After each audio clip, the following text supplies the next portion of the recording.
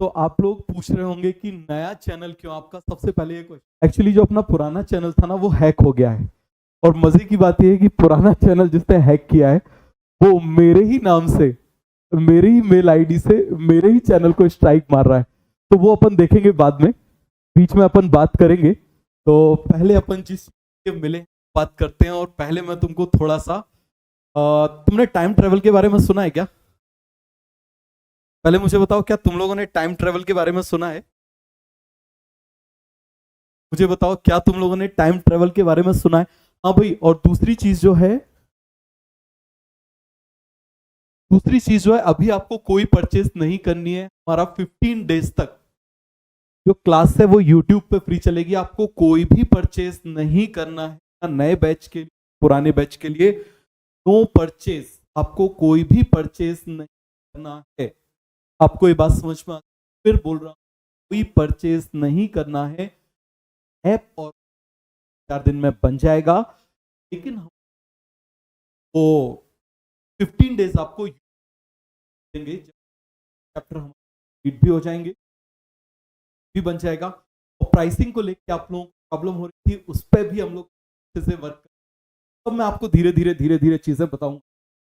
समझ में आ गया? जो जो आप चाहते थे वही सारी चीजें हो जाएंगी। थोड़ा सा सब्र, ठीक है? आज मैं और आप दोनों एक सेम स्थिति पे खड़े हैं।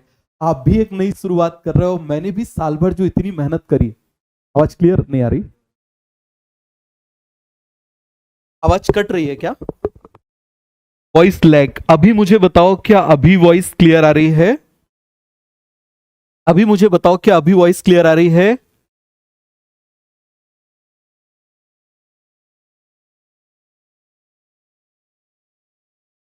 क्या अभी वॉइस क्लियर है? अभी मुझे बताओ, अभी क्या वॉइस क्लियर है? हाँ, जिन बच्चों ने परचेस कर लिया है उन बच्चों को मैंने गूगल फॉर्म भेज दिया है। वो गूगल फॉर्म से आप क्या करिएगा, उसको फिल कर दीजिएगा। तो जो नया ऐप आएगा उनको वो फ्री में मिल जाएगा। समझ में आ रहा है? तो कोई भी आपको पुराने ऐप से, आप पुराने ऐप को डिलीट कर सकते हैं। आप पुराने ऐप को डिलीट कर दीजिए, पुराने ऐप को डिलीट कर दीजिए। नया ऐप बन रहा है और आप देखिए 1 साल किस स्थिति में मैंने कितनी मेहनत करी। तो जब मैं जीरो से शुरू कर रहा हूं तो आपको भी करने में कोई ज्यादा दिक्कत नहीं होना चाहिए। ठीक है? आप ये देखिए पूरी कितनी सारी मेहनत, आप देखिए पूरे साल भर की मेहनत वो सब कुछ गई।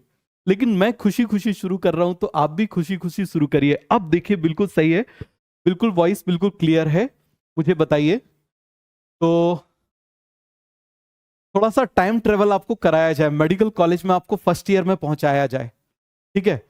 तो सबसे पहले आपको थोड़ा सा टाइम ट्रेवल कराते हैं, फर्स्ट ईयर में आपको पहुंचाते हैं। देखो फर्स्ट ईयर से फाइनल ईयर क्या चेंजेस आते हैं, पहले आप ये भी देख लो, आप वहां पहुंचने वाले हो क्या चेंजेस आएंगे।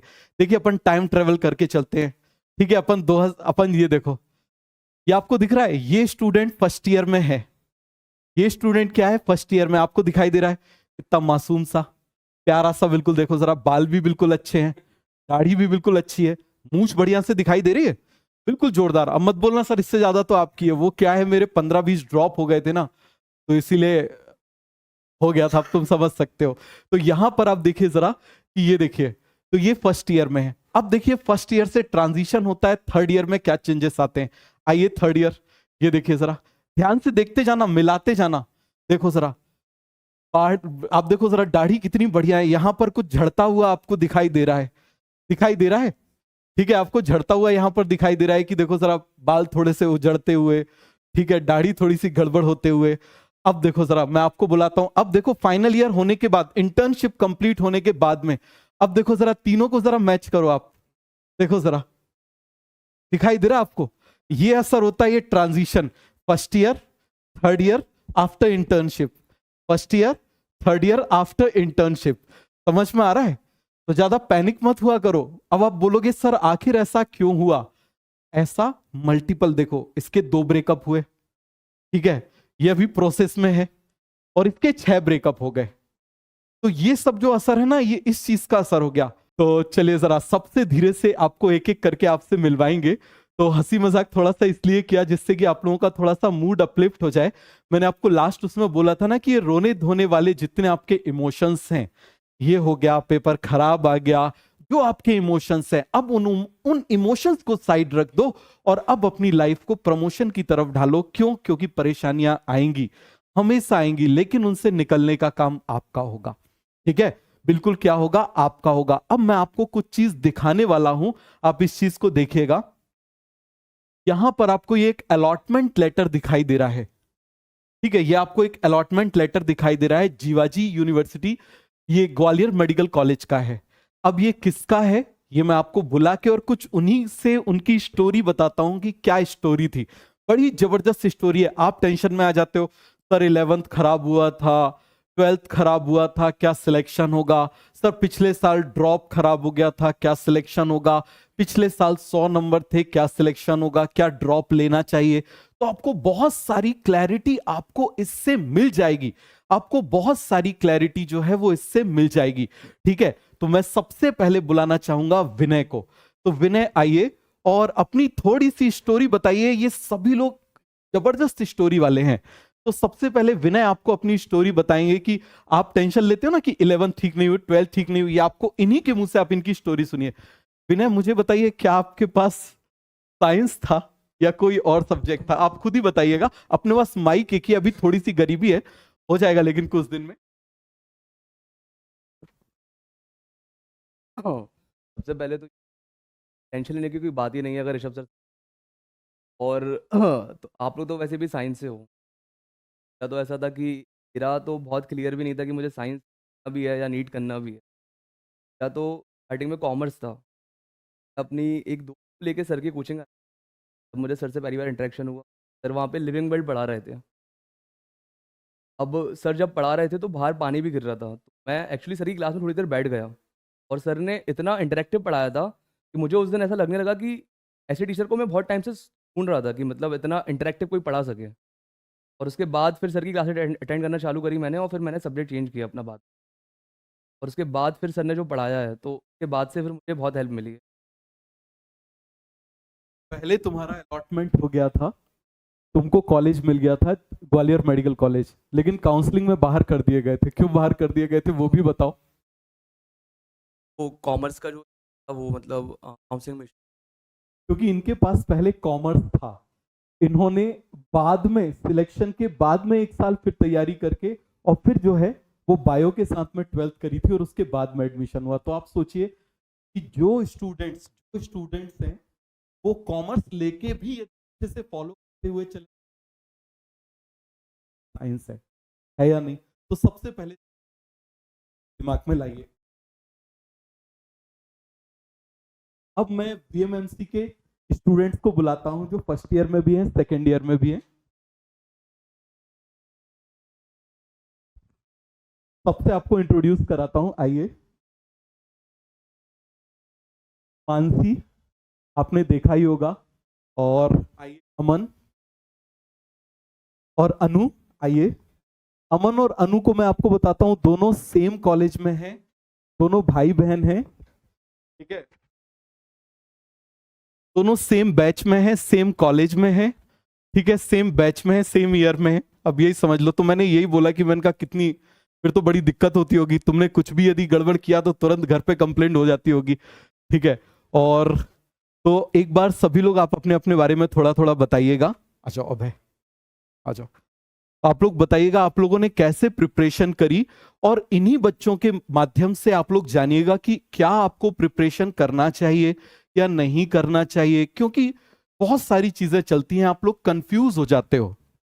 ठीक है, तो आपको सारी चीजें पता चल जाएंगी, एक एक धीरे धीरे धीरे धीरे लगाते जाएंगे। तो एक तरफ से हाँ जी अभय बताइए।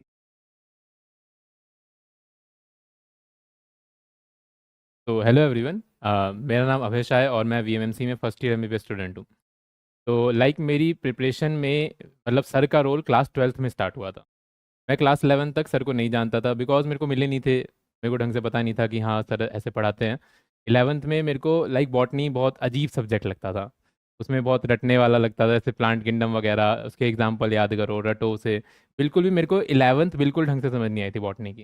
लेकिन जब मैं 12th में पहुंचा, और 11th में मैं ऐसा सीरियस भी नहीं था उतना जो मैं ढंग से पढ़ पाऊँ उसे, बट जब 12th में पहुंचा, 12th में ऋषभ सर से पढ़ना स्टार्ट किया था, तो 12th की बॉटनी मेरे को बहुत अच्छे से याद हो गई। मतलब मेरे को जैसे मॉलिकुलर इनहेरिटेंस वाला चैप्टर है, वो सारे चैप्टर्स काफ़ी कंसेप्चुअल है, लेकिन वो काफ़ी अच्छे से आते थे मुझे, बिकॉज मैंने ऋषभ सर से पढ़ाई की थी। और फिर मैंने ड्रॉप लिया था ऑफ कोर्स। तो ड्रॉप ईयर में जैसे ड्रॉप ईयर में जो भी मेरा टॉपिक बच गया था, जो 11th का मैंने नहीं करा था और मेरे को ढंग से बिल्कुल नहीं आता था, असल में ना मेरा जो नीट का रिजल्ट था वो इसलिए रुका था क्योंकि मेरे को बॉटनी ढंग से बिल्कुल नहीं आती थी। वो इसलिए था कि मैंने 11th में बॉटनी सर से नहीं पढ़ी थी। तो जब ड्रॉप ईयर में मैंने बॉटनी को फिर से पढ़ा, 11th को ढंग से पढ़ लिया, तो उसके बाद जाके मेरे को बॉटनी ढंग से समझ आई पूरी बॉटनी में। और मेरे नीट एग्जाम के अंदर भी बॉटनी में मेरे लगभग 180 आउट ऑफ 180 मार्क्स आए थे, बिकॉज सर ने मुझे अच्छे से पढ़ाया था। सर का क्लास काफ़ी इंटरेक्टिव होता है। जैसे अभी एमबीबीएस में हूँ मैं, ठीक है, तो अभी भी हमारे में ईटीएस की चेन होती है, इलेक्ट्रॉन ट्रांसपोर्ट चेन, ऐसे बहुत सारे टॉपिक्स हैं जो अक्सर रिपीट होते हैं बायोकेमिस्ट्री सब्जेक्ट के अंदर। और सर के नोट्स ऐसे हैं कि वो आज भी हेल्पफुल होते हैं। जब भी मेरे को एग्जामिनेशन में ज़रूरत पड़ती है, मैं डायग्राम्स भी, मतलब अभी मेरे सेकंड सेमेस्टर के एग्जाम होते हैं, मैंने सर के ही डायग्राम बनाए थे उसके, जो इलेक्ट्रॉन ट्रांसपोर्ट चेन वगैरह का आया था, सारे मैंने सर के डायग्राम बनाए थे और उसमें अच्छे खासे नंबर मिले हैं। तो सर की टीचिंग तुम्हें सिर्फ नीट में नहीं, तुम्हें आगे एमबीबीएस में भी अच्छी खासी काम आने वाली है अगर तुम ढंग से फॉलो करोगे। बिकॉज तुम सीखते हो कि तुम कैसे नोट्स बना सकते हो, तुम ये सीखते हो कि कैसे तुम्हें ढंग से समझना है, क्योंकि एमबीबीएस में ज़्यादातर टीचर्स तुम्हें नहीं सिखाएंगे कि बुक्स कैसे रीड करनी है, लेकिन सर वो नीट में सिखा देते हैं तुम्हें। थैंक यू अभय। तो अभी पढ़ाई कैसी चल रही है? पढ़ाई बढ़िया। बढ़िया। हाँ। चलो वही बहुत बात बढ़िया। है। अमन और अनु, तो अमन मतलब सिलेक्ट होने के एक साल पहले से मतलब अमन मुझसे व्हाट्सएप से कनेक्टेड था। तो हाँ, और पर डे अमन का कम्युनिकेशन मुझसे होता था। तो अमन अपने बारे में बताइएगा, आपके कितने मार्क्स आए, आपने कैसे प्रिपरेशन करी, क्या किया, क्या आपने जो भी किया। अनु, मानसी, आप तो हेलो एवरीवन, मेरा नाम है अमन प्रजापति और मैं भी अभी currently first year MBBS student हूँ वीएमएमसी सफदरजंग हॉस्पिटल में। तो मेरे साथ ऐसा हुआ था कि जैसे जब नीट 2023 हो गया तो फिर मेरा स्कोर जो मैं देख रहा था, कैलकुलेट कर रहा था, 603 बन रहा था। तो ये मुझे समझ में आ गया कि सिलेक्शन तो नहीं होने वाला है इस साल। जब मुझे पता लग गया कि इस साल सिलेक्शन नहीं होने वाला है, तो फिर जैसे ही मैं एग्ज़ाम दे के आया ना, मैंने अपने पापा को बोला कि पापा इस साल तो नहीं होगा, दूसरे साल के लिए ट्राई करता हूँ। तो मेरे पापा ने मेरे को तुरंत मना कर दिया कि नहीं, ड्रॉप तो नहीं लेने दूंगा, जौन सा कॉलेज मिलेगा ले लेंगे। तो फिर मैंने कहा "अरे, ऐसा थोड़ी ना होगा, मेरा जो एक्चुअल कैलिबर है वो तो मैं दिखा ही नहीं पाया इस एग्ज़ाम के अंदर। तो फिर कहते कि जो है अब है, यही है, अब तुम्हें नेक्स्ट ड्रॉप नहीं लेने देंगे। ऊपर से उनके जो दोस्त थे उन्होंने उनको ये और बोल दिया कि अगर दूसरे में उससे भी कम मार्क्स आए तब क्या करोगे सर। तो फिर उन्होंने बिल्कुल मना कर दिया। तो फिर मैंने कहा फिर तो मैं कुछ करूँगा ही नहीं, फिर ऐसे ही बैठा रहूँगा। तो फिर उन्होंने कहा चलो ले लो फिर एक ड्रॉप। फिर मैंने एक ड्रॉप लिया। तो फिर मैं ना ढूंढ रहा था कि मतलब कोई भी टीचर से मैं कनेक्ट हो जाऊँ किसी भी तरीके से, और फिर जिनसे भी मैं कनेक्ट हो जाऊँगा मैं उनको अपनी पूरी जर्नी के टाइम पे फॉलो करूँगा। तो फिर मैंने डॉक्टर ऋषभ चौबे सर को इंस्टा पे मैसेज किया। इंस्टा पे मैंने सर को मैसेज किया और पता नहीं मेरी किस्मत कहूँ मैं या फिर लक, या तो सर ने तुरंत रिप्लाई कर दिया। तो हे बडी, और फिर सर से मेरा फिर व्हाट्सएप के थ्रू कांटेक्ट शुरू हो गया। फिर जब सर से कांटेक्ट शुरू हुआ, फिर मैं सर को पर डे रिपोर्ट देता था अपनी, एकदम अच्छे से मैं बताता था, और मैं क्या कर रहा हूँ, मैंने क्या कंप्लीट कर लिया, किस तरीके से चल रहा हूँ, वो सब मैं सर को बताता था। और सर भी मुझे गाइड करते रहते थे। तो ऐसे ही गाइड करते करते एक दिन सर ने, आज भी मेरे को याद है, बोला था कि अमन इस साल 700 पार जाएगा। सर आपने व्हाट्सएप पे टेक्स्ट मैसेज लिखा था, तो आज भी है मेरे पास। तो फिर वो बात एकदम सच हो गई है। मेरे को भी उस टाइम पे लगता था सर ने ऐसे ही जोश जोश में मुझे बोल दिया है मेरे को खुश रखने के लिए, लेकिन वो बात एकदम सच हो गई। तो मैं आपको ये कहना चाहूँगा सर, मैंने आज तक यही चीज़ देखी है सर की, कि सर जो बोलते हैं ना वो सच ही होता है, वो कभी झूठ नहीं होता। और दूसरी बात ये कि सर से पढ़ने का मेरा रीज़न ये था, सर जो, देखो बायोलॉजी जब हम पढ़ते हैं ना, मेन चीज़ होती है उसको याद रखना।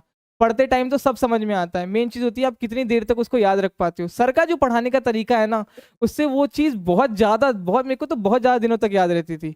और फिर सर बोलते थे कि लेक्चर के तुरंत बाद 5 बार लिख लो, मैं तो लेक्चर के तुरंत बाद 5 बार लिख लेता था। और फिर उसके बाद जैसे जैसे सर बोलते थे इंडेक्स बनाओ, ये फॉलो करो, वैसे वैसे मैं करता था। जितने सर ने टेस्ट बोले देने के लिए, मैक्सिमम टेस्टिंग, अपनी मिस्टेक नोटबुक, मिस्टेक एनालिसिस, ये सब बनाओ, वो सब मैं अच्छे से बनाता था। और जैसा जैसा सर ने कहा वैसा वैसे मैंने किया और आज देखो मैं यहाँ पे हूँ। Thank you Aman. एक्चुअली क्या होता है ना बेटा, टीचर का एक सबसे बड़ा काम होता है कि वो झूठ ना बोले, क्योंकि जब वो झूठ बोलता है ना तो दिक्कत ये होती है कि वो बहुत सारे लोगों का, बहुत सारे बच्चों का ट्रस्ट खो देता है। तो मैं जब से इस फील्ड में आया हूं, मैंने बस एक ही कोशिश करी है कि कुछ भी हो जाए मैं झूठ ना बोलूं। मतलब मैंने हमेशा, और बोलते हैं ना कि पूत के पाँव पाले में दिखाई दे जाते हैं। तो अमन को मैंने ये बात आई थिंक जनवरी में बोली थी कि 700 प्लस जाओगे तुम इस साल, और वो इसलिए नहीं बोली थी कि कोई हवा में से वो मार दिया था। जो अमन मुझे सारी चीजें भेजता जा रहा था, जा रहा था उसके बेसिस पर। तो यही चीज इस साल मैं आप सभी स्टूडेंट के साथ शुरू करने वाला हूं। थोड़ा सा मेरे ऊपर प्रेशर पड़ेगा, लेकिन मैं उस चीज के लिए पूरी तरह से तैयार हूं। और जैसा मैंने अमन को पूरा साल भर सपोर्ट दिया, वैसा सपोर्ट मैं आप सभी स्टूडेंट्स को दूंगा। और एक बच्चा टाइप कर रहा है कि सर मैंने बैच परचेस कर लिया तो क्या मेरे पैसे वेस्ट हो जाएंगे? नहीं बेटा, आप गूगल का फॉर्म भर दीजिए, उस पर आप वो स्क्रीनशॉट पेमेंट हिस्ट्री लगा दीजिए। जब हमारा ऐप बन जाएगा, वो चालू हो जाएगा, तो उस पर आपका वो बैच हो जाएगा, ठीक है, उस पर आपका वो रिस्टोर हो जाएगा। तो आपको उस चीज की टेंशन लेने की जरूरत नहीं है। हाँ, इसका नुकसान भी बहुत होता है कि हम लोग जब सच बोलते हैं तो जैसे खुद होते हैं वैसे दूसरे को भी समझ लेते हैं। तो सच बोलते हैं तो सामने वाले को भी सच्चा समझ लेते हैं, और फिर वहीं पर कहीं ना कहीं बहुत चीट होते हैं हम लोगों के साथ में। जो भी ऐसा काम करता है उसके साथ में बहुत चीट होते हैं, लेकिन हम लोग भी रहते हैं यार, चलो ठीक है, आगे बढ़ते चलो, आगे बढ़ते चलो, अपना काम करते चलो। सीधा सा काम है, हमारा काम है पढ़ना। आप लोगों का, हम लोगों का काम पढ़ना नहीं, पढ़ाना, और आपका काम है पढ़ना। हम भी पढ़ते रहते हैं वैसे तो अनु आप बताइए, फिर मानसी।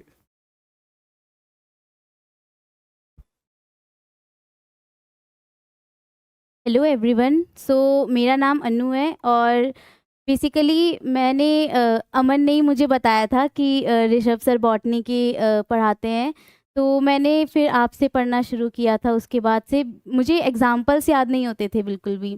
तो जैसे क्रेप साइकिल है, आपने जो उसका निमोनिक बताया था, can I keep selling shampoo for money officer, वो मुझे आज तक याद है। और अभी भी जब हमारा पेपर आया था अभी, तो उसमें क्रेप साइकिल आई थी, और उसमें मैंने ऐसे ही निमोनिक से उसे सॉल्व किया था कि अच्छा ऐसे याद करना है। और बीच बीच में जो उसके एंजाइम्स थे, आपने उसके एंजाइम्स का भी ट्रिक बताई थी, तो वो सारी चीज़ें मैंने आज भी उसे फॉलो करती हूँ।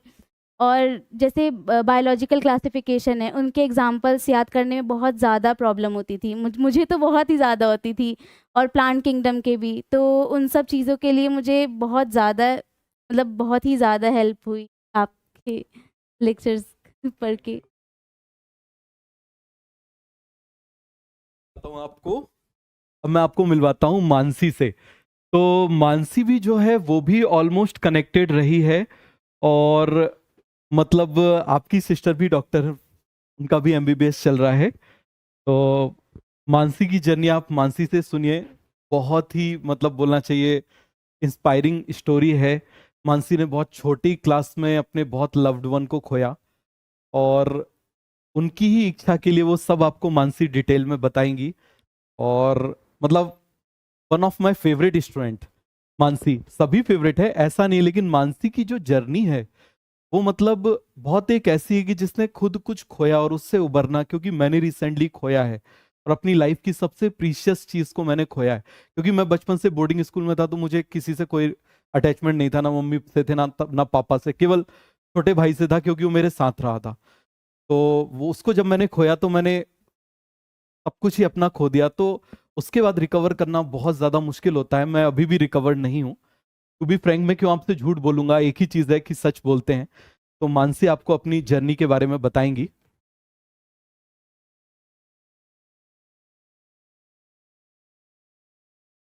हेलो एवरीवन, मेरा नाम मानसी है। मैं सेकेंड ईयर एमबीबीएस स्टूडेंट हूँ Safdarjung hospital, Vardhman Mahavir medical college and Safdarjung hospital. मैंने अपनी पढ़ाई 11th में शुरू कर दी थी, because I have a elder sister. तो उससे मुझे पता था कि हाँ, नीट जैसा कोई एग्ज़ाम होता है जिसकी तैयारी करनी होती है 11th में। पर मैंने स्टार्टिंग में ढंग से नहीं पढ़ा था, कि ऑब्वियसली आधा साल सभी लोग वेस्ट कर देते हैं अपना ऑफलाइन कोचिंग में जाकर। ऑफलाइन कोचिंग वही लोकल जो सीबीएसई कोचिंग्स वगैरह में जाते हैं। तो फिर मुझे बायो ही समझ नहीं आ रही थी। बायो समझ नहीं आ रही तो कोई फ़ायदा नहीं है नीट देने का। फिर मैंने थोड़ा ऑनलाइन सोर्सेज ढूंढे, उसके बाद मुझे ऋषभ सर मिले। सबसे पहले बॉटनी मैंने ऋषभ सर से ही पढ़ी थी।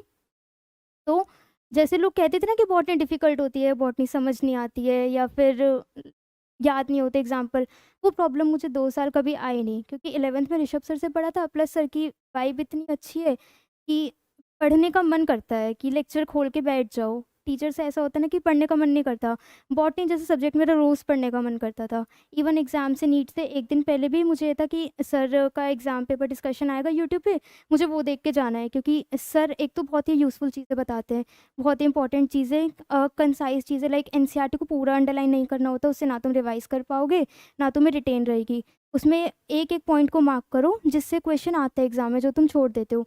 और एक सर ने बहुत ज़्यादा अच्छी बात बताई थी, जो मैंने 1.5 साल थ्रू आउट फॉलो की थी। वो था कि एक अपनी कॉपी बना लो, टू डू लिस्ट, कि रात को सोने से पहले उसमें तुमने लिखा नेक्स्ट डे मुझे ये गोल्स करने हैं। और सर ने बोला था लाइक इसे पहले ऐसे करो कि 2 क्वेश्चन करने हैं, 4 क्वेश्चन करने हैं, धीरे-धीरे इंक्रीज़ करो और रोज़ रात को सोने से पहले उसे टिक करो। अभी भी मेरे से कोई जूनियर पूछता है कि क्या करें, कैसे क्लियर करें, तो मैं सबको बताती हूँ लाइक कि टू डू कॉपी मेरे बहुत ज़्यादा काम आई है। इससे बहुत ज़्यादा मोटिवेशन मिलता है कि हाँ, नेक्स्ट डे का आज का टारगेट जैसे अचीव हो गया, तो नेक्स्ट डे और टारगेट इंक्रीज़ करना है, वो भी अचीव करना है।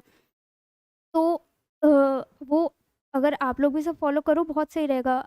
टीचर को पकड़ो, उसे पूरे साल फॉलो करो, बार-बार सोर्सेज़ चेंज करने से सिलेक्शन नहीं होता। मैंने सर को 11th से लेके 12th तक पूरा फॉलो किया, मेरा फर्स्ट अटेम्प्ट में नीट क्लियर हो गया था।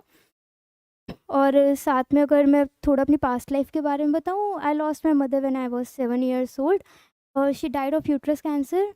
मैंने कभी बोला नहीं यूट्यूब पे, पर ठीक है। तो इसलिए मुझे तब से था कि हाँ, मुझे डॉक्टर बनना है। तो like when I was in second class, तब से ही मुझे डॉक्टर बनना था।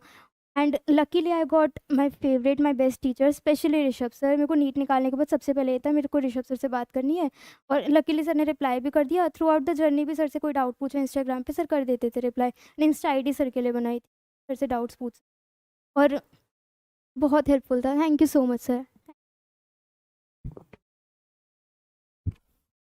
Thank you Mansi. एक्चुअली देखो, हमारे ब्रेन में आपने सुना ही होगा डोपामिन रिलीज होता है, सुना है क्या ना? वो सेटिस्फेक्शन देता है। और वो कैसे आता है? जब अपने टास्क को आप कंप्लीट करते हो। आपने सुबह उठे और आपने एक टू डू लिस्ट बना ली। आपने भले ही 3 चीजों की बनाई, आपने बना लिया मुझे आज 10 क्वेश्चन करना है, मान लो फिजिक्स में 10 क्वेश्चन करना है, आपने वो 10 से टारगेट बनाया। आप ज्यादा से बनाते हो, यही दिक्कत है। 10 से बनाओ। आपने 10 से बनाया, आप रात को उसको जब टिक करोगे ना, आज भी आप लोग जैसे मेडिकल कॉलेज में मान लो 1 घंटे भी पढ़ते हो, सुबह आप उठे, आपने अपर लिम, मान लो आप अपर लिम में आपको पढ़ना है, आपने वो बना लिया, और रात को यदि आपने उसको कंप्लीट कर लिया, आप उस पर टिक कर लोगे, अगले दिन आपको पढ़ने में इतना मोटिवेशन आएगा। आपको मोटिवेशन की एक्सटर्नल की जरूरत नहीं है, कोई एक्सटर्नल मोटिवेशन वर्क नहीं करता, याद रखना। कोई भी, आप किसी का भी आप वीडियो देख लेना, आधा घंटे से ज्यादा, 1 घंटे से ज्यादा वो वर्क नहीं करता। लेकिन आप यदि किसी रास्ते को फॉलो करते हो, तो सिंपल सी चीज है, सुबह उठो, अपना टू डू लिस्ट बनाओ, और क्या करना है। आज भी मेरा काम है, मैं सुबह उठता हूं, मैं खुद भी करता हूं। मैं सुबह उठता हूं तो सबसे पहले मैं डिसाइड करता हूं आज मुझे दिन में क्या क्या करना है, मुझे क्या क्या टास्क कंप्लीट करने हैं, और रात को सोने से पहले मैं बस उसको फोन में से टिक कर लेता हूं कि मेरे टास्क कंप्लीट हो गए। तो अगले दिन मुझे वो एक अपने आप एनर्जी रहती है, मेरा ब्रेन बिल्कुल रिलैक्स होकर सोता है कि यार हाँ, मेरा पिछला जो दिन है वो वेस्ट नहीं गया, मतलब मैंने कुछ प्रोडक्टिव किया। वरना आप ऐसे काउंट करोगे यार, पिछली लाइफ देखोगे सब वेस्ट हो गई। लेकिन जब आप ऐसे टू डू लिस्ट बनाओगे ना, तो आपको लगेगा यार हर दिन मेरा प्रोडक्टिव था, हर दिन मैंने कुछ ना कुछ अपना टास्क बनाया था, चाहे थोड़ा सा बनाया था। आप ऐसे टास्क बना सकते हो, मैं तो ऐसा भी टास्क बना लेता हूं, आज मुझे जो है मूवी देखने जाना है, ठीक है, मैं तो ऐसे भी टास्क बना लेता हूँ, उस पर लिख लेता हूँ आज मुझे मूवी देखने जाना है, आज मुझे 10 स्टूडेंट से बात करनी है, तो मैं ऐसे टास्क बना लेता हूँ। और यदि वो पूरे हो जाते हैं तो मैं उस पर टिक कर लेता हूँ, और फिर बड़े सुकून से सोता हूँ। कई बार ऐसा होता है 2 घंटे भी सो पाते हैं, लेकिन वो बड़े सुकून की नींद आती है। तो यही मैं आप लोगों को बोलूंगा, ठीक है। अब कुछ बच्चे बोल रहे हैं sir Hindi medium, Hindi medium, Hindi medium. तो चलिए मैं आपको हिंदी मीडियम के ऐसे स्टूडेंट से मिलाता हूं कि जिसकी जर्नी बहुत ज्यादा इंस्पायरिंग है। गांव का लड़का, बिल्कुल हिंदी मीडियम से पढ़ा हुआ, फैमिली बैकग्राउंड में कोई सपोर्ट करने वाला नहीं, कोई पढ़ा लिखा नहीं, कहीं से कहीं तक कोई वो नहीं, और वो केवल और केवल पढ़ने आया था। क्या सोच के पढ़ने आया था, वो अपनी जर्नी बताएगा, और हिंदी मीडियम का है, और कैसे उसने स्कोर किया। और उसका स्कोर 641 था ना, 641 स्कोर था 2019 में 641 स्कोर था। तो आप सोच सकते हो कि उस समय 641 इज वेरी गुड मार्क्स, ठीक है, वेरी गुड मार्क्स। एमपी में हाईएस्ट मार्क्स थे ऑलमोस्ट। तो मैं आप लोगों के सामने बुलाना चाहूंगा नीरज को। तो नीरज आइए और अपने बारे में बताइए, और आप लोगों से पॉडकास्ट करें किसी दिन। चारों लोगों से। तो क्वेश्चन आप लोगों के रहेंगे और सवाल आप लोगों के रहेंगे और जवाब इन स्टूडेंट्स के रहेंगे। ये सभी वो स्टूडेंट्स हैं जो मतलब कुछ जम के मेहनत करके पहुंचे। देखो हर स्टूडेंट मेहनत करके पहुंचता है, तो इनमें क्या डिफरेंस है, ये कनेक्टेड रहे थ्रू आउट द जर्नी। इनकी बोलना चाहिए ना ट्रूथफुलनेस पे मुझे कोई डाउट नहीं है कि आप कभी भी किसी भी, आप देखना आप कहीं भी कोई भी टीचर यदि इनको बुलाएगा, जिन जो रिस्पेक्टेड टीचर से पढ़े हैं, ये सही ही बोलेंगे। मतलब ऐसा नहीं होगा कि पॉडकास्ट पे कोई बोलेगा कि ऐसा करना चाहिए तो ये बोलेंगे हाँ जी ऐसा करना चाहिए, मना कर देंगे ऐसा नहीं करना तो नहीं करना। शायद एक पॉडकास्ट में आपका देख रहा था, तो उस पे कोई आपसे पूछ रहे थे कि शॉर्ट नोट्स बनाना चाहिए, शॉर्ट नोट्स को काफी प्रमोट कर रहे थे और आपने तुरंत मना कर दिया था कि शॉर्ट नोट्स नहीं बनाना चाहिए, क्योंकि शॉर्ट नोट्स नीट में आप काम नहीं आते, बिल्कुल भी काम नहीं आते। आप यदि शॉर्ट नोट्स बनाओगे वो आपके बिल्कुल भी काम नहीं आएंगे। तो ये वो लोग हैं जो मतलब इन्होंने एक ही चीज वो फॉलो करते हुए ये लोग चल रहे हैं। तो इन लोगों से जल्दी से पॉडकास्ट करते हैं, ठीक है। और मैं आपको मिलवाता हूँ वो हिंदी मीडियम के धुरंधर स्टूडेंट से, वो आपको पूरा बताएंगे, अपनी जर्नी के बारे में बताएंगे, सब कुछ बताएंगे। Thank you.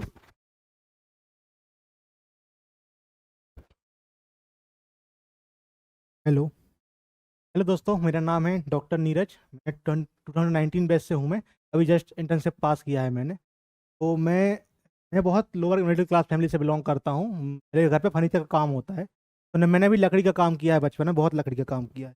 उस टाइम पढ़ने में होशियार था, हिंदी मीडियम से था प्रॉपर।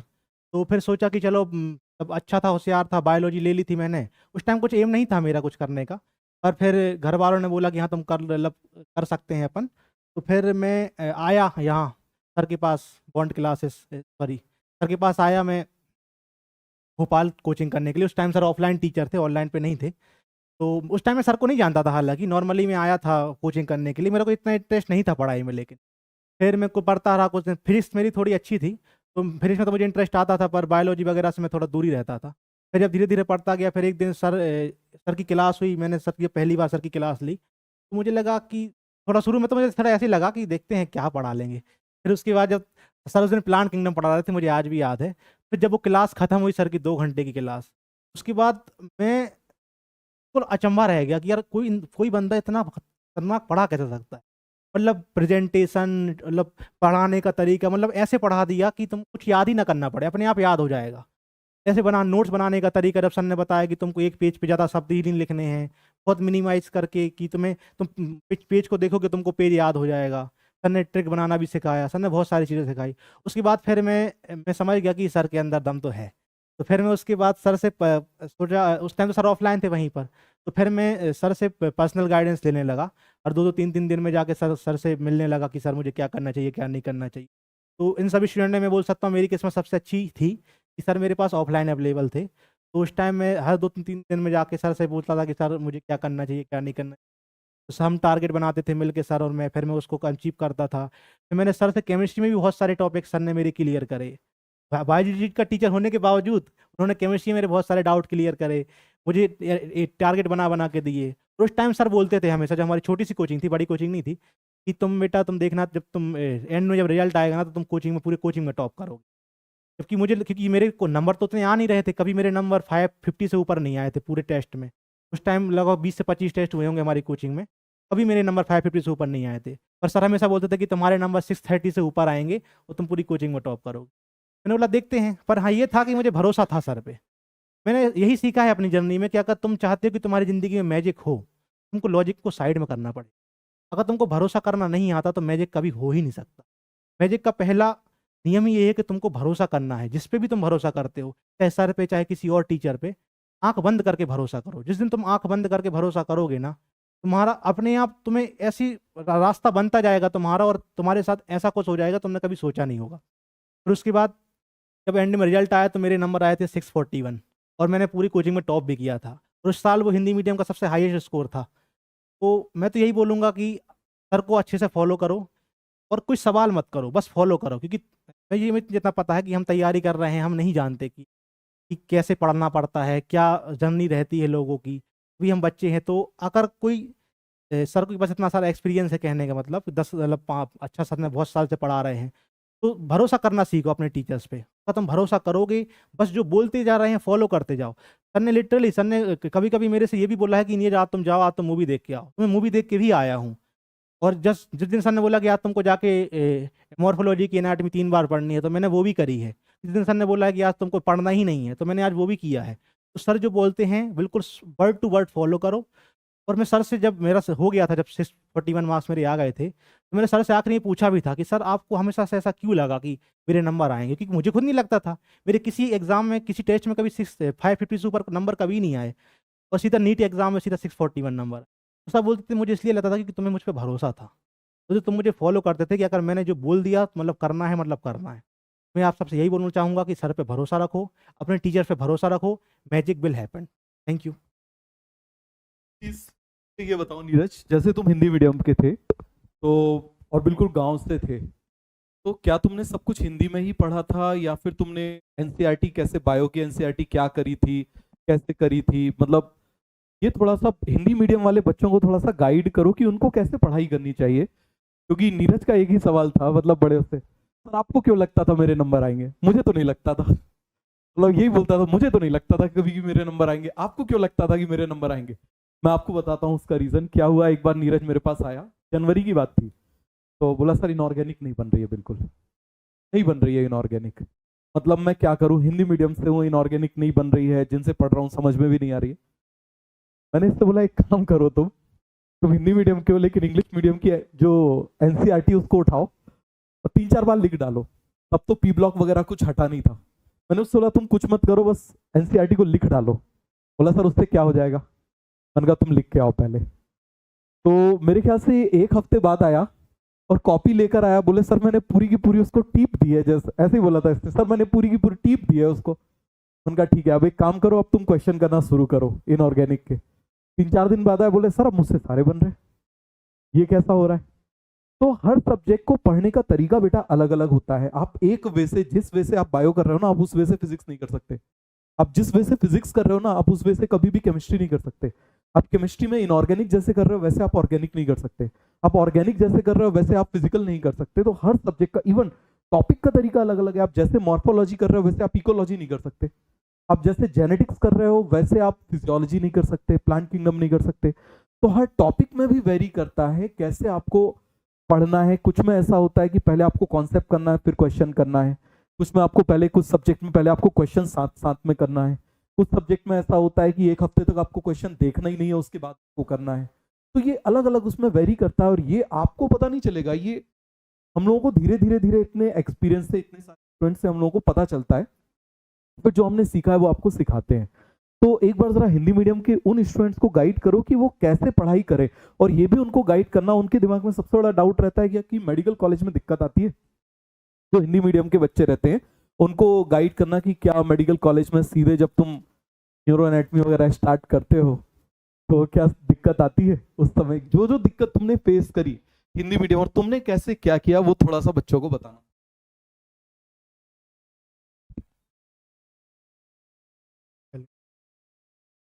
अगर बात करें हम मेडिकल कॉलेज में नीट की दिक्कत आती है कि नहीं, हाँ तो दिक्कत तो आती है, क्योंकि अगर पूरा सिलेबस हिंदी इंग्लिश में हो तो हिंदी मीडियम से हो, दिक्कत आती। पर ऐसा नहीं है, मेडिकल कॉलेज में टीचर्स होते हैं, वो ऐसा थोड़े मतलब सपोर्टिव होते हैं इस मामले में। और खासकर जो फर्स्ट ईयर के एग्जाम होते हैं वो इतने सीरियसली नहीं लिए जाते कि आपको केवल के भाषा के दम पे आपको बाहर कर दिया जाए।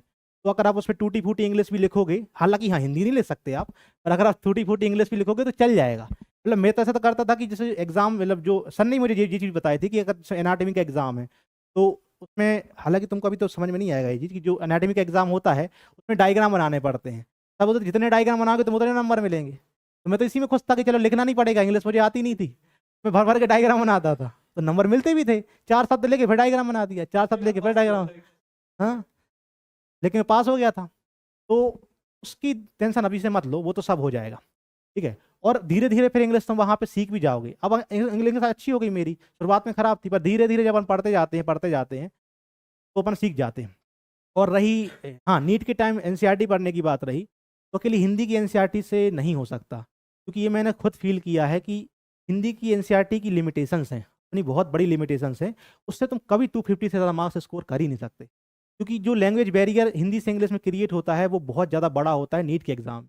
क्योंकि जहाँ अगर तुम्हारा आंसर एक शब्द से गलत हो जा रहा है कि जहाँ नॉट लगा है कि नॉट नहीं लगा है, इस लगा है कि दा लगा है, मतलब ऐसी ऐसी ऑप्शन आते हैं ना नीट के एग्जाम में। तो इस एग्जाम में क्योंकि बनता तो वो इंग्लिश में है, इंग्लिश से बना के फिर उसको हिंदी में ट्रांसलेट करते हैं, तो बहुत सारी उसमें स्पेलिंग मिस्टेक भी हो जाती है एग्जाम पेपर में।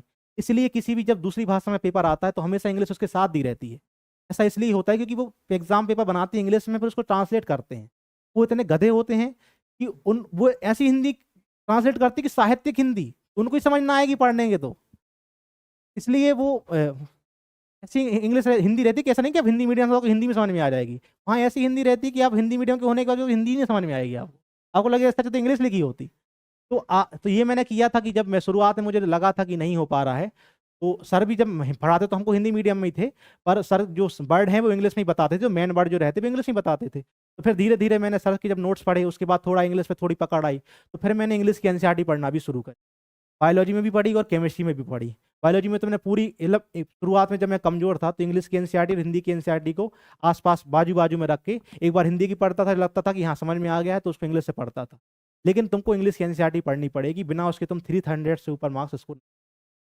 लेकिन वो कठिन भी नहीं है क्योंकि तुमको इंग्लिश नहीं सीखना। तुम ये मत सोचना कि तुमको इंग्लिश सीखनी है। इंग्लिश बोलना अलग बात है और उस पर एग्जाम में करना अलग बात है, क्योंकि एग्जाम में करने के लिए, सॉल्व करने के लिए एमसीक्यू कीवर्ड्स बस आने चाहिए। ऐसा नहीं कि तुमको पूरा इंग्लिश का पूरा सेंटेंस आना चाहिए कि उसका अर्थ क्या होता है हिंदी में, ऐसा कुछ नहीं है। तुमको इंग्लिश हिंदी का क्वेश्चन पढ़ना है, तुम्हें खुद समझ में आ जाएगा कि तुम्हें थोड़ा गड़बड़ लग रहा है ऑप्शन में कि क्या है, तो उसको बाजू में जाकर इंग्लिश में देख लो। पर हाँ, उसको देखने के लिए भी तुमको पढ़ना तो पड़ेगा ना, क्योंकि जैसे मैं हूँ तो मैं तो इंग्लिश मेरी बहुत कमजोर थी शुरू से। तो अगर मैं बिल्कुल ना पढ़ूंगा इंग्लिश की एनसीईआरटी और सीधा जाके एग्जाम में सोचूंगा कि मैं इंग्लिश में बाजू में देख लूंगा, तो समझ ही ना आएगा मुझे। तो पढ़ना तो पड़ेगी आपको इंग्लिश की एनसीईआरटी। हाँ, लेकिन मैक्सिमम सिलेबस जो सर के नोट्स हैं उससे कवर हो जाएगा आपका, क्योंकि सर के नोट्स में अगर आप उसको पढ़ोगे, हिंदी मीडियम में पढ़ोगे, तो बहुत सारी चीज़ें कवर हो जाती हैं उसका कुछ। और फिर रही उसकी बात की फिरिस की बात रही, तो फिरिस में उतना मैटर नहीं करता एनसीईआरटी, क्योंकि फिरिस तो ज़्यादातर एमसीक्यू बेस्ड होती है, सब सॉल्व वाली होती है। हाँ, केमिस्ट्री में भी खास इनऑर्गेनिक और ऑर्गेनिक केमिस्ट्री में एनसीईआरटी आपको इंग्लिश की भी पढ़नी पड़ेगी, क्योंकि एनसीईआरटी में ही इतनी सारी मिस्टेक है हिंदी वाली में, खासकर बायोलॉजी में। तो क्या, अगर आप हिंदी की एनसीईआरटी पूरी भी रट जाओगे तो आपके 5-6 क्वेश्चन उसकी वजह से गलत हो जाएंगे। यही बोलना चाहूँ। Thank you. Thank you. तो बेटा एक और चीज समझना कि जब नीरज कर सकता है तो आप भी कर सकते हो, इस बात को समझना। जब विनय कर सकता है तो आप भी कर सकते हो। जब अभय, अंशु, मानसी, अमन ये लोग कर सकते हैं तो आप भी कर सकते हो। केवल और केवल आप में और इनमें केवल एक ही चीज का डिफरेंस है, वो है बर्निंग डिजायर। आप में इच्छा होनी चाहिए।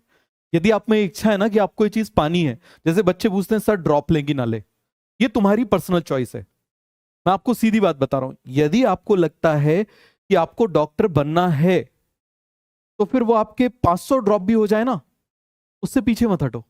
लेकिन आपको लगता है कि अब तुम हिम्मत हार चुके हो, अब तुम में हिम्मत नहीं है, तो तुम अलग हो जाओ।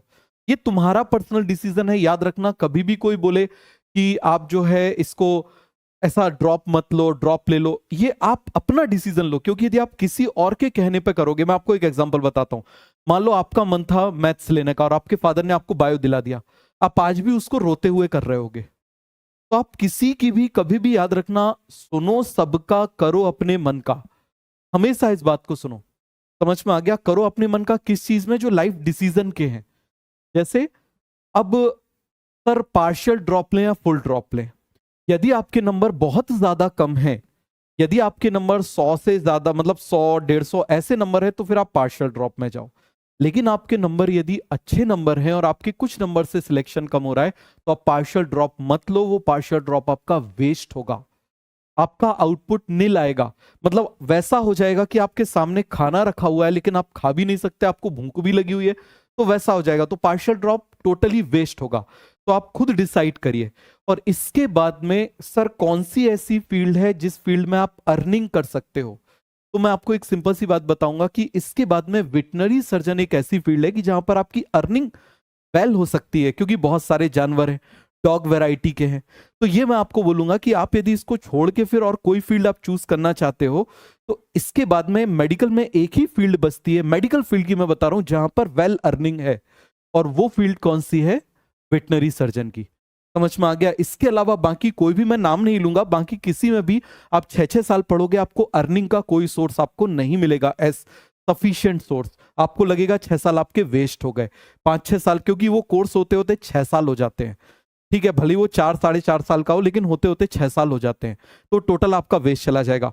दूसरी चीज, पुराने चैनल को आप अनसब्सक्राइब कर दो, पुराने ऐप को आप डिलीट कर दो। अभी बहुत सारे आपको पॉप आउट भी मिलेंगे, मैसेज मिलेंगे कि कोर्स इतना सस्ता हो गया है, वैसा हो गया है, पुराना कोर्स ऐसा हो गया है। कोई परचेज आपको नहीं करनी है, नील परचेज। और जिन लोगों ने परचेज कर लिया है उनका पैसा वेस्ट नहीं होगा, समझ में आ गया? उनका पैसा वेस्ट नहीं होगा, उनको हम वही का वही ट्रांसफर कर देंगे। और इस साल मैं आपको बहुत स्पेशल चीज दूंगा, जो अमन को दी, जो नीरज को दी, वो इस साल हर एक स्टूडेंट को मिलेगी, चाहे बैच में 1 चलाऊं या 2 चलाऊं। इस बार, पिछले साल तो मैं अकेला था, इस साल तो मेरे पास सौरभ सर और विकास सर का अनकंडीशनल सपोर्ट है। वो दोनों तो ऐसे खड़े हुए हैं कि हम आपकी सेना हैं, आप चलो जहां पर चलना है, हमको कोई दिक्कत की बात नहीं है।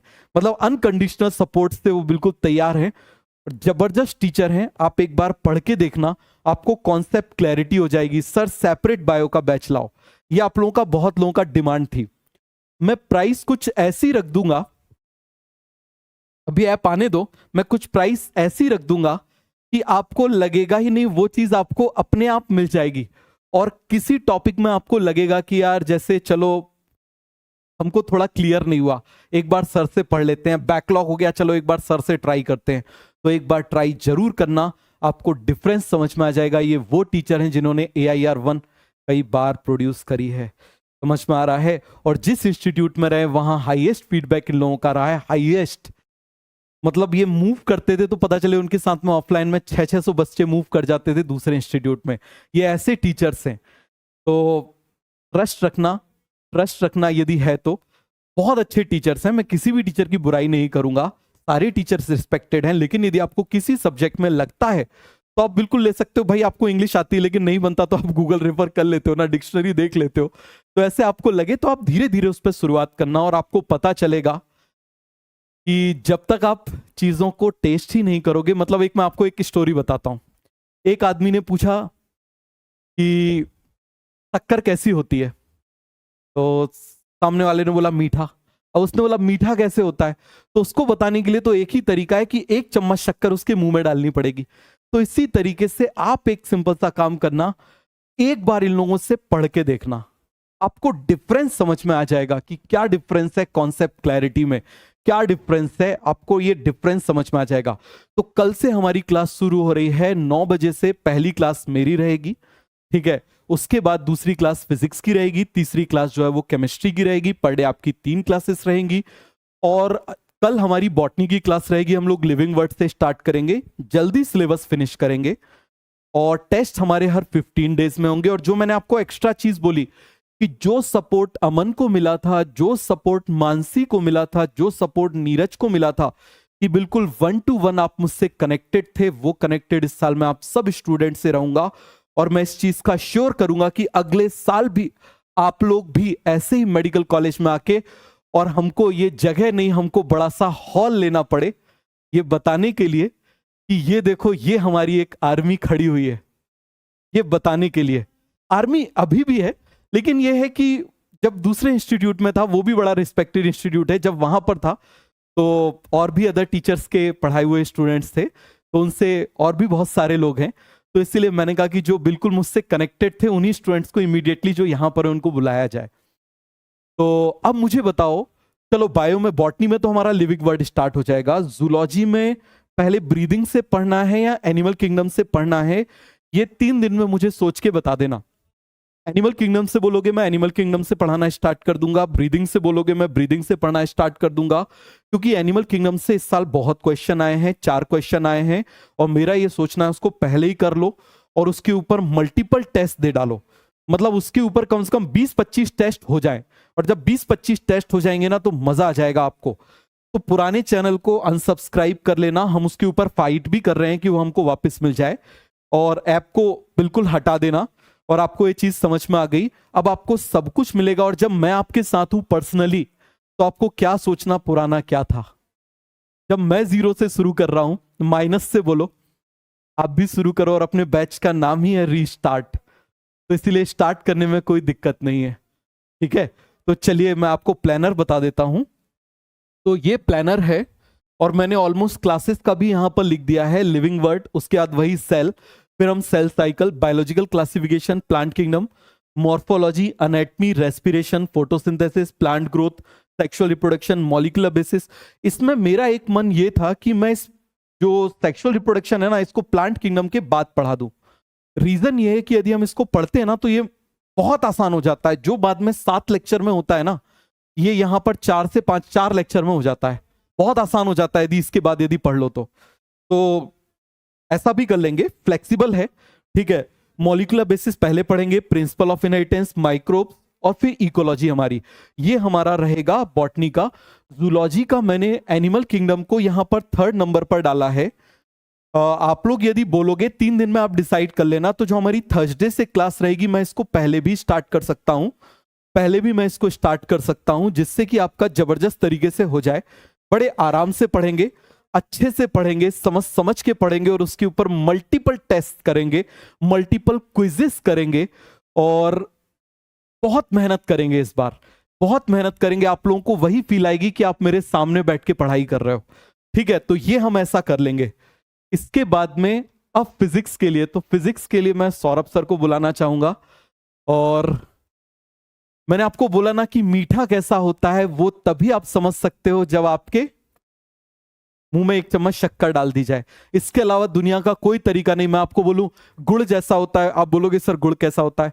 मैं बोलूंगा रसगुल्ले जैसा होता है, आप बोलोगे रसगुल्ला कैसा होता है, ठीक है। तो एक सिंपल सा तरीका है कि आपको एक्सपीरियंस करना होगा। तो एक बार आप कोशिश करके देखना, आपको डेफिनेटली कॉन्सेप्ट क्लैरिटी आपको और मिलेगी, ठीक है। तो मैं सौरभ सर को इनवाइट करूंगा। आइए Saurabh sir.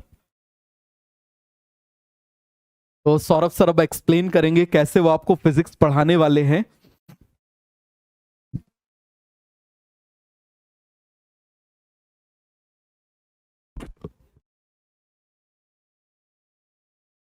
Thank you Rishabh sir. Very good evening to all of you. बेटा आवाज़ सभी को आ रही है ठीक से?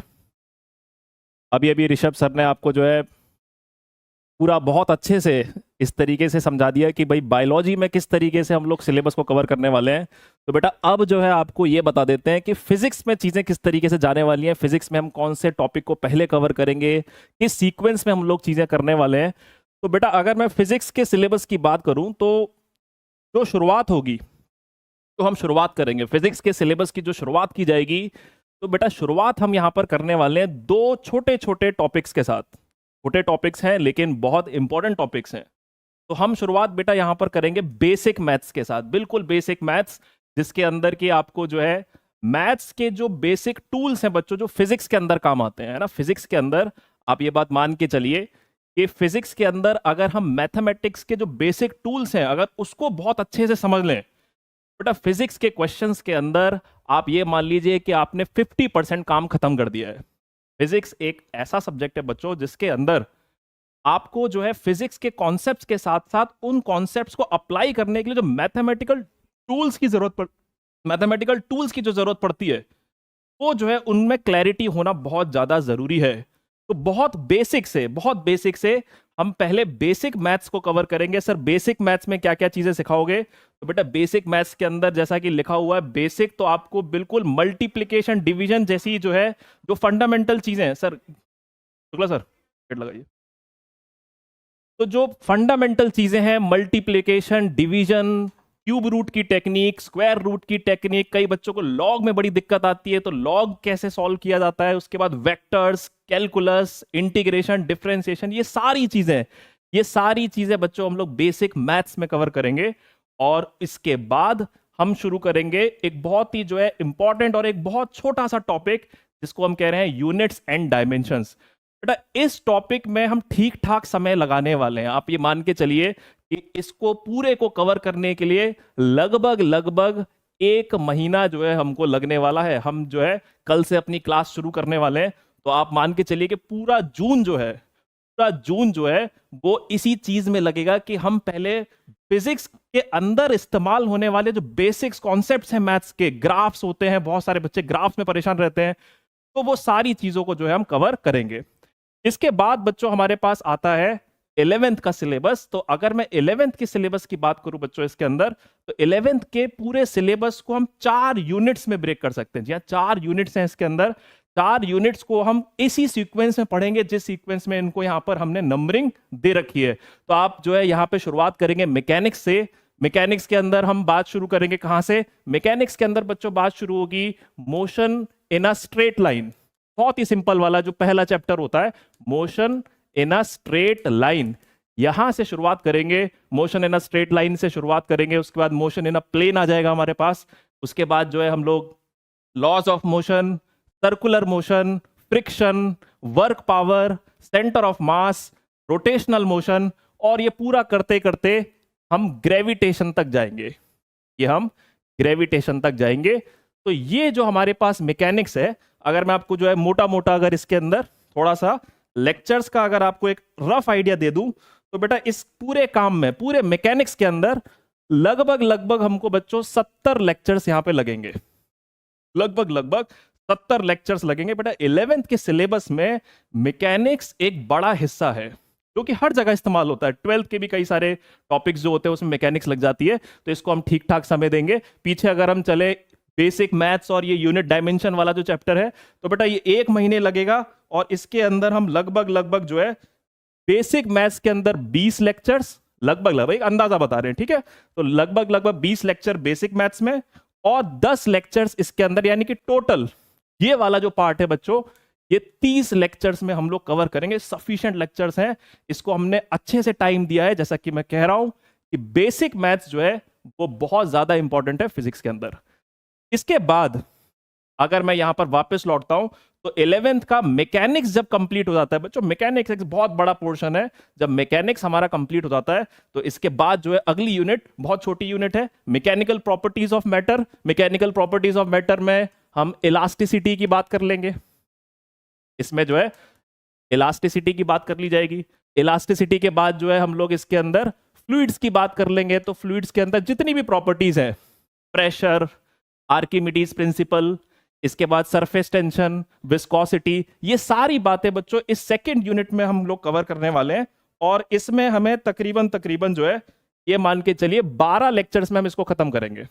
लगभग 12 लेक्चर्स इसको हम खत्म करेंगे इसके अंदर। फिर आ जाएगा हमारे पास तीसरी यूनिट बच्चों हीट एंड थर्मोडायनेमिक्स। केमिस्ट्री के अंदर ही बच्चों इसके कई सारे कॉन्सेप्ट्स इस्तेमाल होते हैं। तो अगला जो है हमारा आएगा heat and thermodynamics. Heat and thermodynamics को हम लोग 15 लेक्चर्स के आसपास कंप्लीट करेंगे। ये हमारी तीसरी यूनिट होगी 11th की।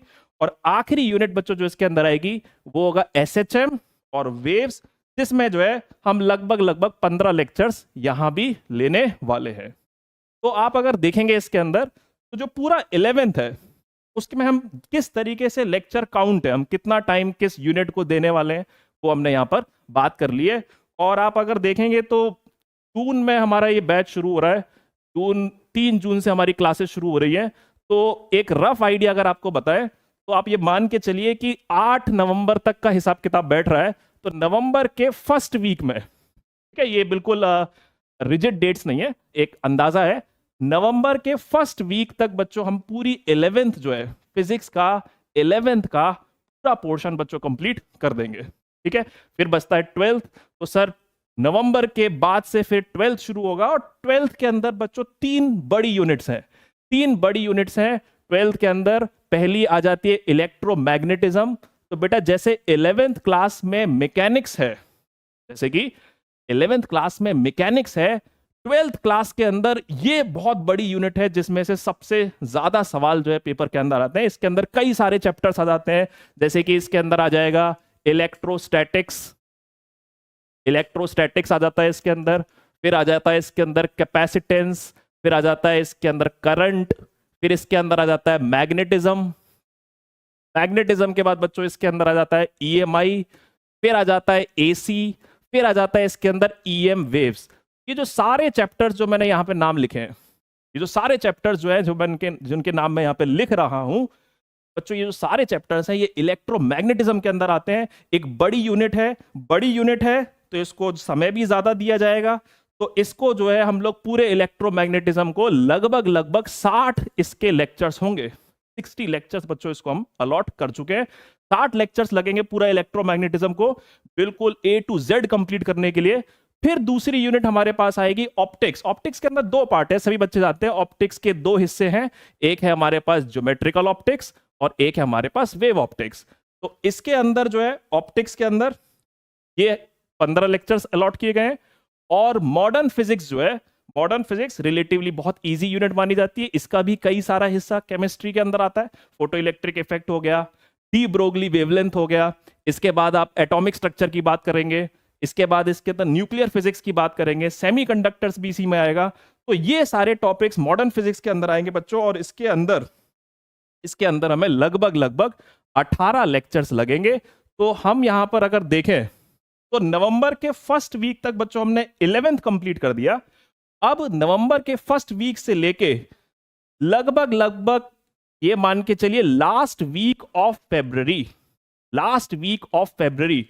बच्चों, लास्ट वीक ऑफ फेब्रुअरी तक हम 12th भी कंप्लीट कर लेंगे, सक्सेसफुली कंप्लीट कर लेंगे। और एक बार जब हमारा फेब्रुअरी के लास्ट वीक तक पूरा सिलेबस कंप्लीट हो जाएगा तो उसके बाद दौर शुरू होगा रिवीजन का। फिर हम पूरा जो है मार्च अप्रैल 2 महीने जो है जितना भी सीखे हैं उसको बहुत अच्छे से रिवाइज भी करेंगे, टेस्ट की प्रैक्टिस करेंगे और इस तरीके से जो है पूरा सिलेबस बच्चों कवर कराया जाएगा। तो आई होप सभी को एक आइडिया लग गया है ना, आपको पता चल गया है कि भाई किस तरीके से हम लोग सब्जेक्ट में आगे बढ़ने वाले हैं। ये बहुत इंपॉर्टेंट स्टेप है। एक बार हमें ये पता चल जाए कि हमारी जो यात्रा है वो किस तरीके से पूरी की जाएगी, कहाँ कहाँ पे चेक पॉइंट्स आएंगे, कहाँ कहाँ पे वहां पे जो है हमको स्टॉपेजेस मिलेंगे, कहाँ पे हमको जो है बड़ी यूनिट सॉल्व करवाई जाएगी, कहाँ कहाँ पे छोटी छोटी यूनिट्स आएंगी। तो बहुत आसान हो जाता है चीज़ों को मेंटली प्लान करना। तो चलिए अब केमिस्ट्री वाले सर से जो है मिलते हैं। केमिस्ट्री वाले सर आपको बताएंगे कि भाई केमिस्ट्री का किस तरीके से सिलेबस कंप्लीट कराया जाएगा। तो अब हम शुक्ला सर को जो है यहाँ पर आमंत्रित करते हैं।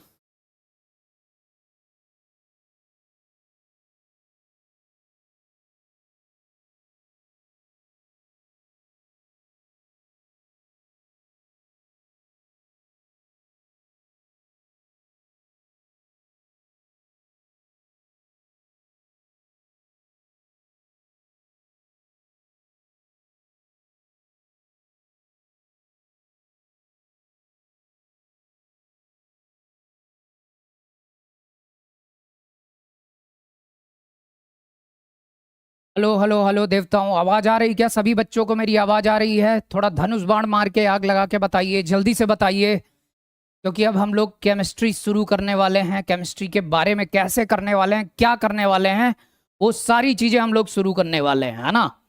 तो जल्दी से आगे बताओ, केमिस्ट्री का स्वागत करो आग लगा के, धनुष बाण मार के, जैसे तुम लोग करते थे।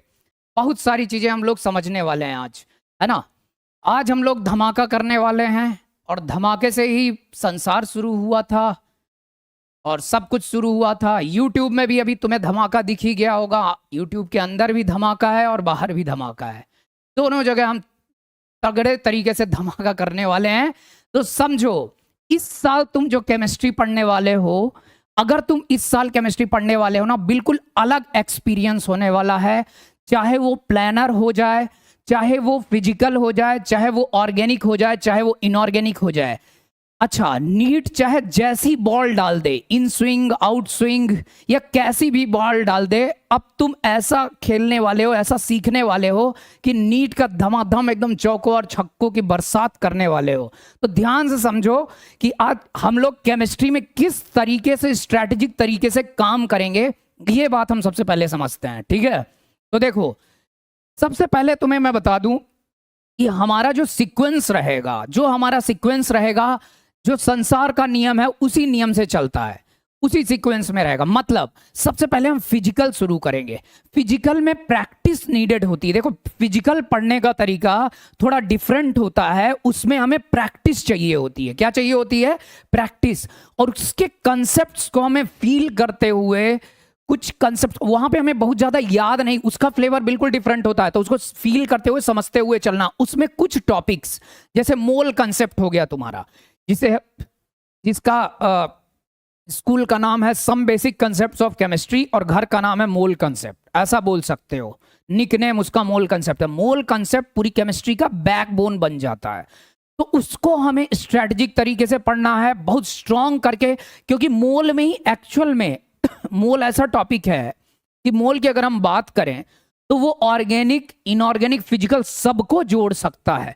तो और फिजिकल मतलब तीनों को जोड़ सकता है। तो सबसे पहले हम मोल को बहुत जबरदस्त तरीके से करने वाले हैं, खूब सारे लेक्चर्स देके पढ़ने वाले हैं। यहाँ पे एक टेंटेटिव लेक्चर मैंने लिखा हुआ है, क्योंकि हमें एक डेडलाइन के अंदर पूरी चीजें जल्दी से जल्दी कवर करके और बहुत अच्छे से रिवाइज भी करनी है। तो सुनो, सबसे पहले हम क्या करने वाले हैं, फिजिकल केमिस्ट्री, पूरी की पूरी फिजिकल केमिस्ट्री आगे हम सीक्वेंस में लेने वाले हैं। कैसे? मोल हमारा सबसे ज्यादा इंपॉर्टेंट टॉपिक है। तो सबसे पहले देखो बच्चा, सबसे पहले हम मोल अच्छे से कवर करेंगे। फिर उसी का एक इंपॉर्टेंट पार्ट है रेडॉक्स। और रेडॉक्स के लिए मैं तुम्हें बता दूं, जो इनऑर्गेनिक केमिस्ट्री है वो रेडॉक्स से लिंक्ड होती है।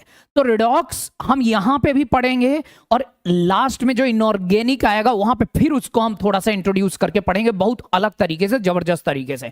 फिर तुम्हारे solutions, thermodynamics, equilibrium, electrochemistry, chemical kinetics, ये हाई वेटेज टॉपिक है। देखो ये जो दो टॉपिक्स हैं, शुरू के ये जो दोनों टॉपिक्स हैं, ये तुम्हारी पूरी केमिस्ट्री को कनेक्ट करते हैं।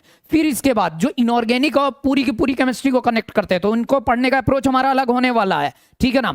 ये स्ट्रांग हो गए तो हमारा कॉन्फिडेंस लेवल एकदम हाई होता है, समझने का तरीका में हर टॉपिक का आ जाता है। इसके बाद हम लोग, ये हाई वेटेज है जिनमें से मार्क्स ज्यादा आ रहे होते हैं नीट वगैरह में, तो इनकी प्रैक्टिस करते हुए हम आगे बढ़ेंगे। देन लास्ट में ये एटॉमिक स्ट्रक्चर बीच का टॉपिक है, थोड़ा सा इनऑर्गेनिक का लिंक करने वाला है, तो वहीं से तुम्हारी इनऑर्गेनिक शुरू हो जाएगी। तो समझो, एटॉमिक स्ट्रक्चर के पहले प्योर फिजिकल थी, एटॉमिक स्ट्रक्चर थोड़ा सा इनऑर्गेनिक की ओर कन्वर्ट होते हुए हमें कहां लेके जाएगा, पीरियोडिक टेबल में लेके जाएगा और केमिकल बॉन्डिंग में लेके जाएगा। अच्छा, इनऑर्गेनिक क्या होता है बच्चा? इनऑर्गेनिक पढ़ने के लिए हमें क्या करना पड़ता है? इनऑर्गेनिक के लिए हमें थोड़ा अलग स्ट्रैटेजी से, अलग तरीके से पढ़ना पड़ता है। वहां पे कुछ फैक्चुअल चीजें होती है, वहां पे कुछ घुमावदार चीजें होती है, वहां असर्शन रीजन बनने लग जाता है जो हमारे समझ से परे होता है। तो एग्जैक्टली मैं क्या बोला, उसको पढ़ने का हमारा तरीका उसी के हिसाब से डिफरेंट होने वाला है, तुम्हें मजा आ जाएगा। कुछ लोग बोल रहे हैं 12th वाले, क्या तुम 11th में अगर हो, 12th में अगर हो या ड्रॉप ले रहे हो, तो तुम्हें मैं बता दूं, इसमें सारी चीजें वो रहने वाली है, सब कुछ रहने वाली है, कोई दिक्कत नहीं होने वाली है, उससे सारी चीजें कवर होने वाली है। कॉम्पिटिटिव कंसेप्ट भी रहेंगे। 12th एक्चुअल में क्या है ना, जो भी एनटीए पेपर बनाता है ना, तो तुम्हारा 12th बोर्ड की माइंड सेट से वहां से उठा के उसमें एप्लीकेशन पार्ट डाल के फिर बनाता है, और ऐसा ही पेपर बनाता है। तो हमें वो तो होगा ही हमारा कवर 12th और 11th, साथ में हमारा नीट भी कवर होगा, तो कोई डिफरेंशिएशन यहां पे नहीं होने वाला, ये चीज तुमको ध्यान रखना है। अच्छा देखो, पहले हम पूरा फिजिकल करने वाले हैं, फिजिकल के बाद हम यहां पे 3 टॉपिक में किसमें घुसने वाले हैं, इनऑर्गेनिक में। ये हमारे 11th का इनऑर्गेनिक है, तो 11th का इनऑर्गेनिक पहले हम अच्छे से स्ट्रॉन्ग कर लेंगे। इसको करने के बाद यहां पे तुम्हारी फिजिकल केमिस्ट्री पूरी 11th की प्लस 12th की, दोनों की तुम्हारी फिजिकल केमिस्ट्री कंप्लीट हो गई। फिर ये हो गया, और तुम्हें अप्रोक्सीमेटली कितने लेक्चर लगेंगे, ये मैंने एक टेंटेटिव लेक्चर बनाए हुए हैं on the weightage of topic, की कितना टॉपिक कितना एब्जॉर्ब करेगा लेक्चर, उसके हिसाब से, ठीक है ना। अब देखो, इसके बाद आगे देखो, इसके बाद जब हमारा पूरा फिजिकल हो गया, 11th का इनऑर्गेनिक हो गया, इतनी चीजें हमने कर ली, तो हमारा ऑर्गेनिक शुरू हो जाएगा। ऑर्गेनिक में जो तुम्हारे टॉपिक्स हैं, ऑर्गेनिक में ये तुम्हारे जीओसी तक का टॉपिक 11th का वेटेज रखता है। जीओसी एक बड़ा इंपॉर्टेंट टॉपिक हो जाता है, आइसोमेरिज्म, जीओसी, ये दोनों इतने इंपॉर्टेंट टॉपिक हो जाते हैं कि आइसोमेरिज्म हर टॉपिक में 12th के आने लगता है, जीओसी हर टॉपिक में आने लगता है 12th के, ठीक है ना। तो इन दोनों को तुम पढ़ोगे ना, तो ऐसा अभी लाइफ में पढ़ा ही नहीं होगा, ऐसा पढ़ने वाले हो तुम कहीं से भी देख लेना, कुछ भी देख लेना, जब देखोगे ना मजा आ जाएगा एकदम, खासकर जीओसी में जान फूंक देगा तुम्हारे लिए। ऑर्गेनिक बिल्कुल मक्खन की तरह लगने वाली है। अब देखो समझो, इसके बाद हमारे यहां से 12th के टॉपिक शुरू होने वाले हैं। 12th के टॉपिक में से अमाइंस तक की अगर हम बात कर लें, तो अमाइंस तक ये कोर 12th के टॉपिक्स हैं, इनको हम कवर करेंगे, इनकी टेंटेटिव हमें लेक्चर प्लान्स दिए हुए हैं। देन बायोमोलिक्यूल्स, बायोमोलिक्यूल्स हमारा लास्ट टॉपिक होगा, ऑर्गेनिक का, फिर हम लोग कोऑर्डिनेशन कंपाउंड शुरू करेंगे जो कि 12th की इनऑर्गेनिक में आ गई। अब 12th की इनऑर्गेनिक कोऑर्डिनेशन कंपाउंड आया। कोऑर्डिनेशन कंपाउंड में डी एंड एफ ब्लॉक के भी कंसेप्ट यूज होते हैं। तो जो कोऑर्डिनेशन हम कर रहे हैं और डी एंड एफ हम लोग आगे देखो यहां पे डी एंड एफ करेंगे, वो बिल्कुल आगे पीछे है टॉपिक। तो इनके कंसेप्ट्स को हम कंबाइन करके पढ़ते हुए करने वाले हैं जबरदस्त तरीके से। अच्छा, उसके बाद तुम देखो, उसके बाद तुम्हारे पास प्यूरिफिकेशन एक टॉपिक है जो जिससे सवाल आता ही है, हर साल फिक्स है।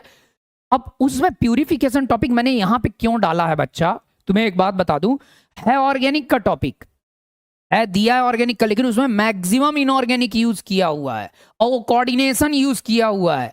तो उसको समझते हुए हम डालेंगे ताकि हमें याद भी होता चले। देखो लास्ट में 12th की इनऑर्गेनिक डालने से ना हमें पूरा याद रहेगी इनऑर्गेनिक, और 11 12th का हम शॉर्टली में रिवाइज करके पूरा कर सकते हैं, ठीक है।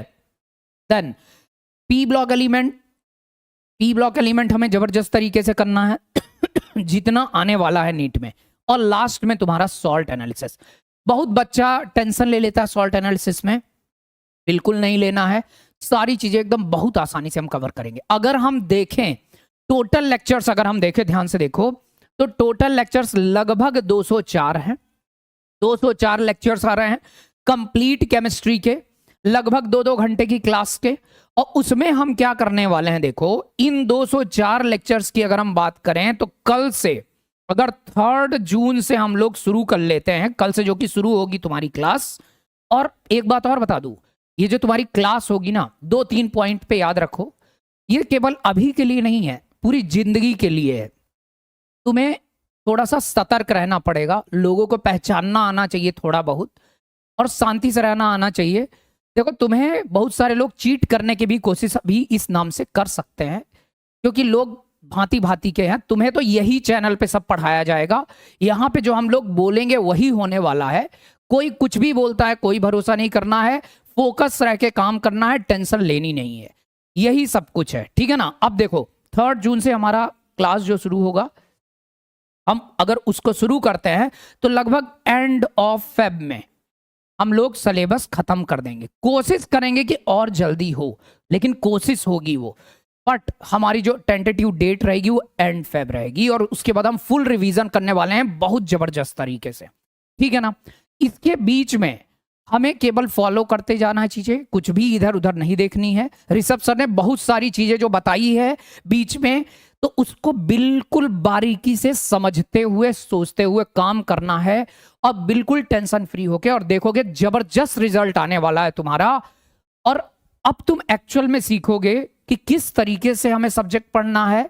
आगे तुम्हें 1 साल जब तुम पढ़ लोगे, तुम्हें बहुत सारी चीजें लाइफ के बारे में, सब्जेक्ट के बारे में, हैंडल करने के बारे में, पेपर वगैरह सब क्लियर होगा। और इसी के साथ मैं तुम्हें बता दूं कि ये हमारे कंप्लीट केमिस्ट्री का प्लानर रहने वाला है। मैंने तुम्हें बताया, शॉर्ट में मैं रिकॉल करवाता हूं। देखो सबसे पहले क्या करने वाले हैं, हम कंप्लीट फिजिकल करने वाले हैं। फिजिकल के बाद हम क्या करने वाले हैं, 11th का इनऑर्गेनिक वाला पार्ट, फिर कंप्लीट ऑर्गेनिक, और लास्ट में कंप्लीट 12th की इनऑर्गेनिक। इस तरीके से हम फेब एंड तक पूरा सिलेबस खत्म करने वाले हैं इसी पे। जब तक हमारा ऐप नहीं आता तो इसी चैनल पे सारी चीजें चलेगी, ठीक है ना। तो इसी के साथ आगे का जो पॉइंट है, केमिस्ट्री के बारे में मैंने तुम्हें बता दिया है ना। और मैंने कहा कि इस साल भी तुम धमाका करोगे, और तुम जब लास्ट में धमाका करोगे नीट का, तो जो तुमने सपने पिरोए हैं, जो तुम चाहते हो जिंदगी में, डेफिनेटली बहुत तगड़ा करोगे। तुम बहुत ज्यादा टेंशन लेके काम नहीं करोगे, केवल इस बात पे फोकस करोगे कि लाइफ में हमें सीखना है। कोई भी डिग्री, कुछ भी सब सेकेंडरी होता है, सबसे पहली चीज होती है लाइफ में सीखना, और डेडिकेशन से, सुकून से चीजों को समझना। इतना कर लोगे ना लाइफ में, बहुत आगे बढ़ जाओगे। इवन कि अपने दिमाग को प्रेशर दे कि ये करना है, वो करना है, ये देखो भाई, इतना टेंशन लेना ही नहीं है। लाइफ में सीखना है, बिंदास रहना है, मस्त जीना है। कोई तुमको चीट कर दे, कुछ भी कर दे, मस्त 2 मिनट मुस्कुराओ और जिंदगी में आगे बढ़ जाओ सीखते हुए। इस तरीके से तुम्हें काम करना, ठीक है ना। तो आगे की बात फिर से ऋषभ भैया बताते हुए प्रोग्राम को साथ खत्म करें। तो फिर से हम शुरू करते हैं। भैया से मिलो, 2 मिनट बात करो और फिर समझते हैं।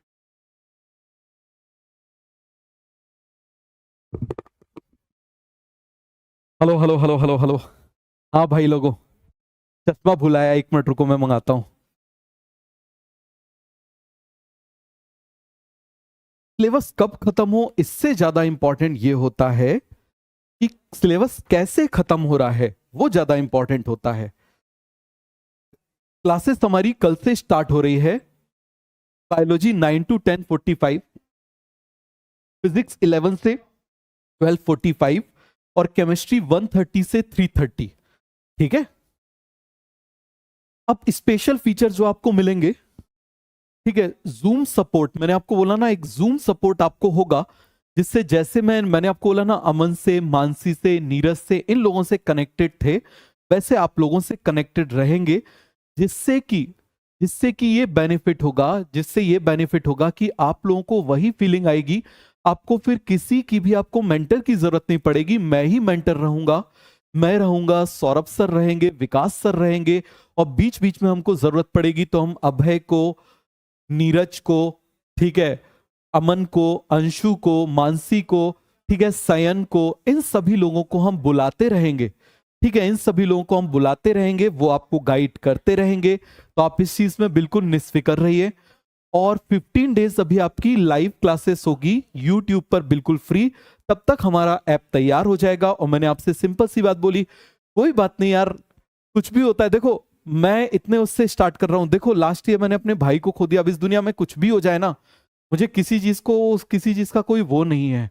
आप जब सबसे बड़ी चीज को खो देते हो ना, फिर किसी चीज का वो नहीं होता। तो कोई कुछ भी लगाए, कोई फॉल्स एलिगेशन लगाए, कोई कुछ भी करे, मुझे किसी चीज की कोई चिंता नहीं है। मेरा काम है, जब तक हूं, मैंने बोला ना आखिरी क्लास भी मेरी रहेगी तो मैं ईमानदारी से पढ़ाऊंगा, बहुत अच्छे से आप लोगों को पढ़ाऊंगा, और जिससे आपका बेनिफिट हो। तो कल 9 बजे मिलते हैं, 9 बजे मिलते हैं, ठीक है। और 12th भी हम सोच रहे हैं जल्दी शुरू करेंगे, 12th क्लास भी जल्दी शुरू करेंगे, जिससे कि आप लोगों को बोर्ड का भी सपोर्ट मिल जाए। कई सारे बच्चे ऐसे हैं जिनको चाहिए, तो हम जल्दी ही शुरू करेंगे, मैं आपको बता दूंगा इस बारे में। तो wish you all the best. और कल सुबह 9 बजे मिलते हैं। कितने बजे मिलते हैं? कल सुबह 9 बजे मिलते हैं। अब ये आप सब जगह पर आप भेज देना, और मैसेज ये कर देना, आपको कोई भी चैनल, कोई भी आपको कूपन कोड नहीं लगाना है, आपको कोई भी परचेज अभी नहीं करना है। इस चीज को नो परचेज, इस बात को आप याद रखना, आपको परचेज नहीं करना है अभी कोई भी बैच। ठीक है, चलो मिलते हैं क्लास में। कल से नई शुरुआत करते हैं, restart. Okay, wish you good luck.